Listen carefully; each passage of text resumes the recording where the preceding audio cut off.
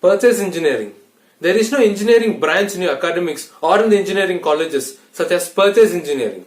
Then what is it? The term purchasing looks more on the commercial aspect. The term engineering looks more on the technical aspect. So they are techno-commercial engineers, much demanded in the market today.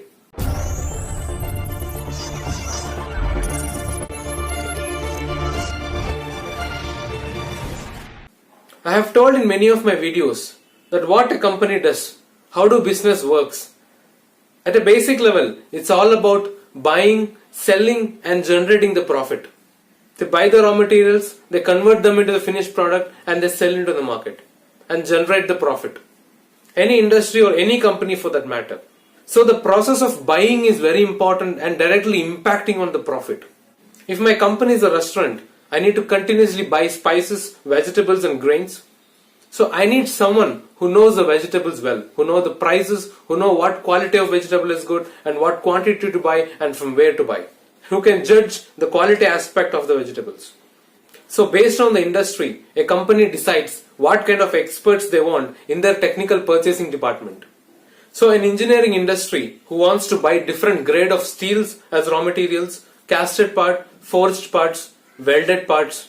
They need a mechanical engineer who knows the grades, who knows the manufacturing process, who is technically sound, who can communicate the specification requirement to the supplier. An electronic industry who wants to buy resistors, capacitors, microcontrollers and printed circuit boards. They need an electronic engineer who knows the properties, who knows the product, who knows what kind of price and where to buy, who can judge the quality, the manufacturing process and the capability of the supplier. Skills required to get a job in a technical purchasing department. The name of the positions depend on the company. They may call it as buyer, techno-commercial buyer, a sourcing specialist, strategic sourcing specialist, purchase engineer. But skills required are one and the same. The first thing, they need to be technically strong. They should understand the kind of raw materials they're working with, the grades of the raw materials, price of different grades, the manufacturing process step by step, the cost of the manufacturing process, the kind of the machines used, part costing, how to derive the cost of the part, a proper understanding of the engineering drawings. They need to communicate the engineering drawings or the design requirements to the supplier. They should have a good understanding on the specifications of the product they are working with. They need to have a good analytical skills. They should be good in communication skills. They should have good negotiation skills. They should have knowledge on the contracting, different kinds of contracts and agreements with suppliers. They need to know how business works. They should have good understanding on the currency fluctuations and the impact of the currency. Purchase engineers are one of the most respected positions of an organization because they are authorized to deal with stakeholders outside of the organization. A manufacturing person should get in touch with the purchasing engineer to get any information from outside of the organization. So what a buyer or a purchase engineer does? Every job will have input, the process what they do and the output. Here the input is from the design department or the R&D or engineering department. They will come up with a design, the part drawing and say this is what I want. So the purchase engineer should evaluate that and find what are the specifications required, and based on this he should be able to judge and say which supplier is capable of manufacturing this product. And he'll approach the potential suppliers whom he thinks can manufacture this part.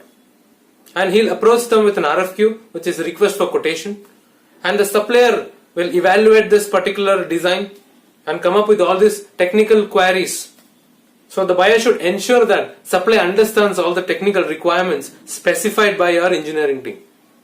Once the technical queries are closed, they'll come up with a quotation or the price.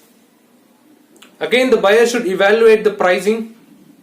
He'll have his own way of calculating the prices and compare the prices and then start negotiation with the supplier. And he should know which manufacturing process costs how much and what kind of raw material they are using, what grade they are using and from where they are buying at what price. Once the pricing topic is settled, the purchase engineer should ensure all the contracts in place with the supplier. An agreement which covers the pricing, the delivery, the quality and the warranty requirement. And then he goes ahead with a business award to the supplier. The process is called as sourcing process.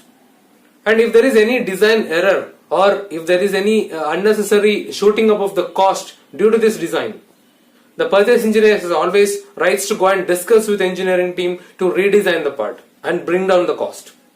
And several times the input with respect to the design changes will come from the supplier, because supplier knows his product better than anybody.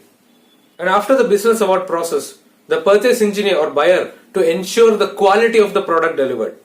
But of course, he'll have support from the quality department of your company to validate the quality and support the supplier to resolve all the quality related issues. A buyer should ensure the delivery from the supplier. Of course, he'll have support from the logistics department in his company who regularly monitors the delivery. So in case of any issues, the buyer has to be involved. Design issues with respect to the supplier, or if there is any design change which is called as ECR, engineering change request, that has to be implemented at the supplier. Or if supplier wants to suggest any changes in the design, which is called as SICR, supplier initiated change request. In that case, the buyer should coordinate with the engineering team and the supplier and ensure that the new design is implemented and working fine. And of course, he'll have support from the design engineering team for this process.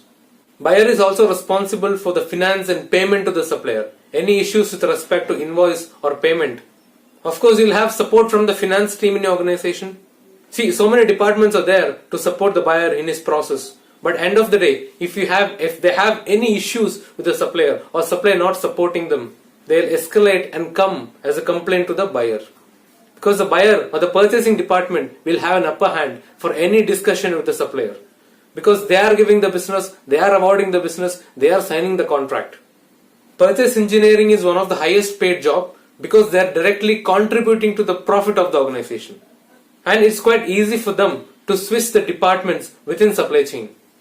Please watch my supply chain video I have given the description box, which says what are the different positions and opportunities within the supply chain of an organization and how supply chain works. So remember, any kind of robotic process automation or machine learning will never impact this particular job, because machine cannot do a job of a techno-commercial buyer. If you need this, or if you would like to switch to purchasing department, start developing the skills which I was trying to explain in this video. The job opportunities in supply chain and purchasing is an ocean. All the best. Thank you for watching.